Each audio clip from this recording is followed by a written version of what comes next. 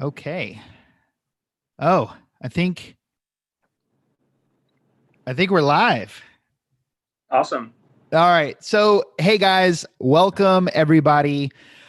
This is my first time doing this. This is John Abbas. I think I'm publishing live on YouTube, Facebook, and also LinkedIn right now. I'm using a brand new software. For those of you that don't know, I host the Mentor Nation podcast. Definitely subscribe to it if you haven't. Every single week, I interview incredible entrepreneurs and just people doing insane things from around the world. But I've realized that I want to do more than just publish a weekly episode. And so I started thinking like what can I do to add value to people during the week? You know, maybe 1-2 times a week. How can I give people bite-sized bits of success or advice, throughout the week? And so I decided to do a local edition of success entrepreneurs, people that I know, people that I've come in contact with who are doing really incredible things that I believe are up and coming entrepreneurs that are just going to be the next big thing in whatever it is that they are doing. And so today I have an incredible guest who I know personally, Mr. Kevin Lopez, who you see on here right now. He is 27 years old and literally just a little over a year ago, he was working at Bank of America. And today he owns a highly successful construction business. He makes multiple six figures per year. He's on track to do over $500,000 this year. He has several employees, and it's just crazy because, like, how do you go from working as a bank teller? Is that what you were doing? Yeah, I was working as a bank teller. Mm-hmm. Awesome. So let me see here. I can't see you. I see myself, and everybody can see myself. See you. What's that? I can see you.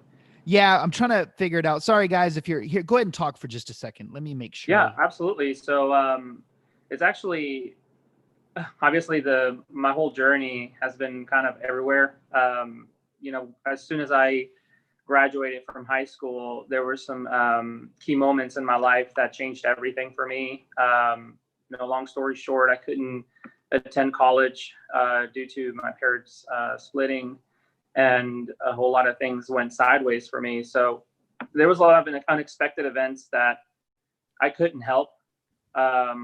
So that propelled me to start trying different businesses, different ventures, things that were attractive to me that I just was I'm going to give it a shot.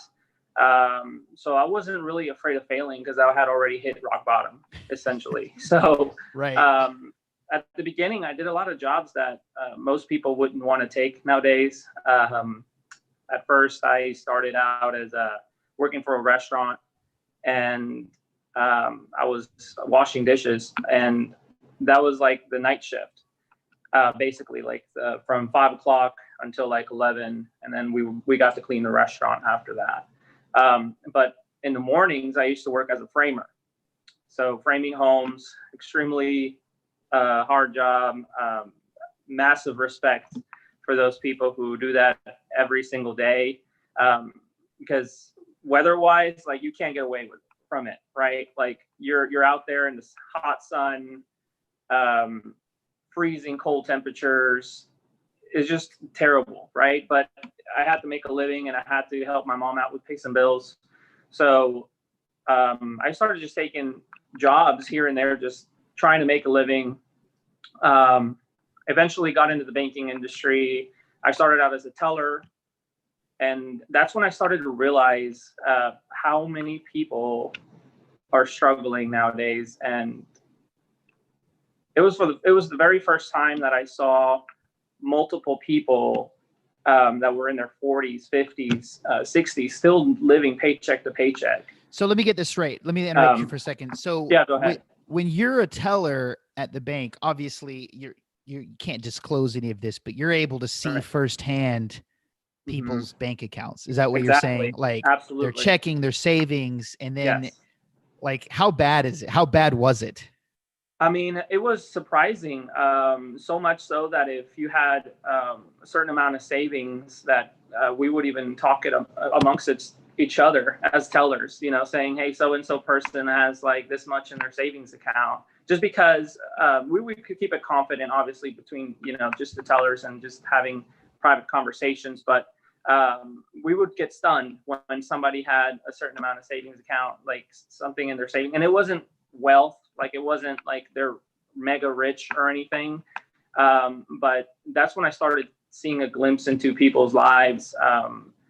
Because before then, you just kind of guess, right? Everything is just guesswork. You're like, well, I wonder how much that person makes, or I wonder how much that person has in their savings. Well, since none of that is, our business to ask people, we just kind of guess, right? But as a teller, there was no hiding it, right? People came in from all sorts of, all walks of life.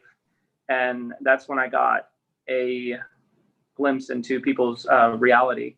Yeah. So what were you making as a bake teller? I mean, it couldn't have been a lot, right? 10, 12, $13 an hour? I mean, it was pretty low. I think I started, this was back in, let's see, like 2017-ish, 2016, 2017.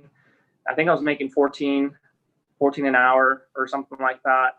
So, definitely completely different from nowadays, obviously. But yeah. So this motivated you. A struggle. So this motivated you to want to be an entrepreneur. Oh, absolutely. Absolutely. And I knew that because I grew up in a contractor. My dad's a general contractor, or he was a general contractor.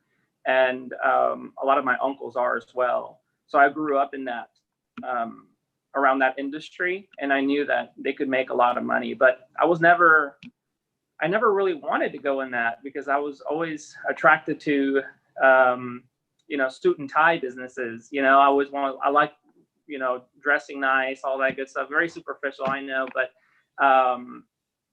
that's why I kind of like the banking industry, was something that I first went into because, you get to, basically have an office job in a sense. But $14 an hour is not cutting it. Yeah, I know. Exactly. Right. I know. Yeah. It's terrible, but yeah. So you start your company.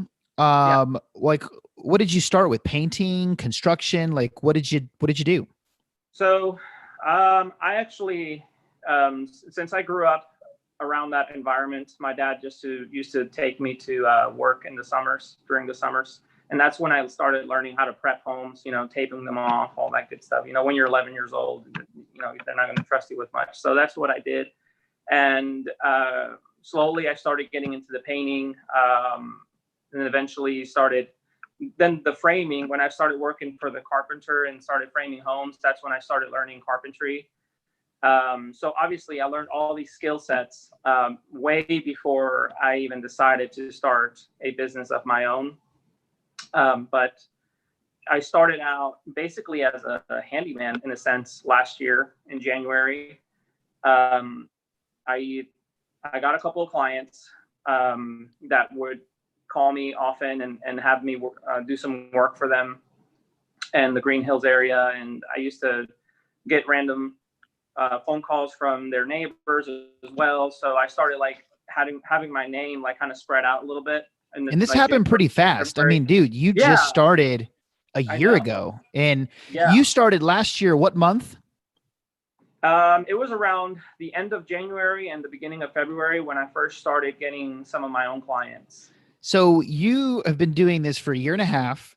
Mm-hmm. In 2019, I think when we spoke, you did like around 300 grand. You're on track this year to do 500 grand or more. How many employees do you have right now?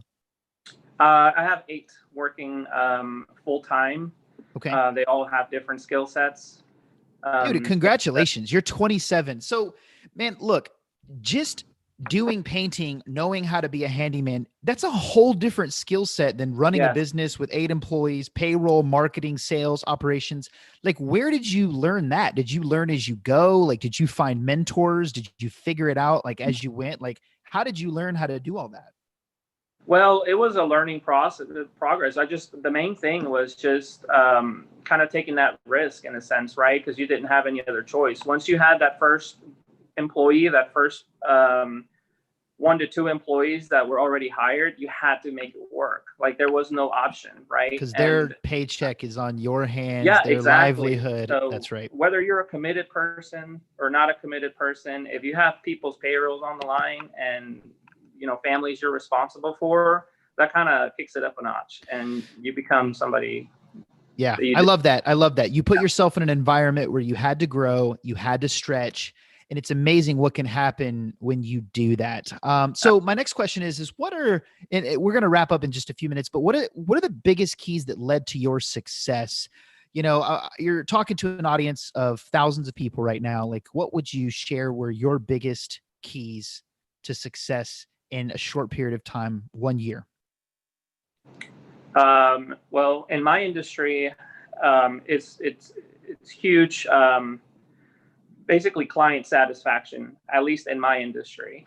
One of the biggest things that I wanted to do going into this business was having a 5-star customer service. Basically, having the project or leaving a customer completely like 100% satisfied before you left that door. It was like the main reason why I wanted to basically grow and get better at this business, was just having 5 stars every single time. And the reason why I say that is because at the beginning, I actually started buying some leads because I didn't have enough to keep a couple of people or 5. I eventually grew into having 5 employees, and I didn't have enough work on my own for those 5. So I started generating leads. I started buying leads from a platform called Home Advisor. Some of you guys might have heard that. And they actually are based on a rating system. So every time you complete a project, a client will go on there and give you 1 to 5 stars. Right. And my goal was just to maintain 5 stars and not get anywhere below that. Because if you're at 5 stars, what happens is as you're at the top of the list, clients will continually they will see all the competition because you have plenty of competition in Nashville, but there's only a handful of contractors that maintain a 5-star service.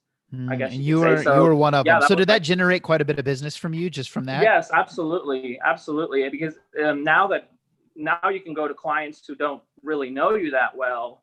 They can look at all those reviews and they're like, yeah, absolutely. Let's hire this guy. And they no longer have a doubt in their mind. That's awesome. That's awesome. I have one more last question, and then I want to share just how to connect with you. So man, listen, this is the most important question that I want to share with the audience. Brother, a year and a half ago, you're making $14 an hour. You're making more money now than you've ever made in your entire life. It didn't take you 10 years. It didn't take you 15 years, 20 years. We're talking a complete life shift in a year and a half. You were just literally working at a bank, and now you're on track to do $500,000, and you're in your freaking 20s, man. You're just in your 20s. You have your whole life ahead of you. What advice do you have for newer entrepreneurs who are at right now where you were literally a year and a half ago? It might not be construction, but like, what advice would you give them before we wrap up? One of the biggest things that kind of was the catalyst for me was going from not having a business to having one, right? And that doesn't happen just from you like pondering and procrastinating. You actually have to make the leap. You have to make that jump, right? And whether you, whether you fall flat on your face or, the parachute opens and you have like a smooth ride, that's just part of life, but you have to make the jump. And that's one of the things that, one of the major things that you need to do as an entrepreneur or someone who's up and coming is to just continually listen to people who are going to be either mentoring you, whether it's podcasts that like yourself putting out podcasts like these, seeing that it is possible. Also, talking to people that are like-minded, people that are always going to bring you up instead of, positive people. Surrounding yourself around positive people is a huge deal. Awesome. Yeah. And just personal growth for sure. Awesome. So personal growth, guys, making the leap and surrounding yourself with people who are doing bigger and better than you. Guys, it's such obvious advice, but so few people actually take it and they do it and they apply it. Kevin, what social media platforms are you like active on? How can people, just follow you or connect with you? Yeah. I'm on Facebook. K&J Remodeling is the name of my company. This is my card. It's my business card here, if you can see. Yeah. Nice card. So, that K&J Remodeling. You can follow us on Facebook. You can also follow us on Home Advisor. You can find us on Home Advisor. You can find us on Angie's List, Google. Awesome. All stuff. Yeah. Well, man, I appreciate your time. Again, guys, I just love showcasing people that were able to do something incredible in a year and a half. I mean, we live in a time now, and I believe this. We live in a time and an age now where it doesn't have to take 10 years to change your life. You could do it in 1 to 2 with some focus, some work ethic, and there's obviously some leaps that have to be made, some risks that have to be taken. But if you don't believe in yourself, nobody else is going to believe in you. So, Kevin, thanks so much, man, for taking the time to be on here. Appreciate you, and look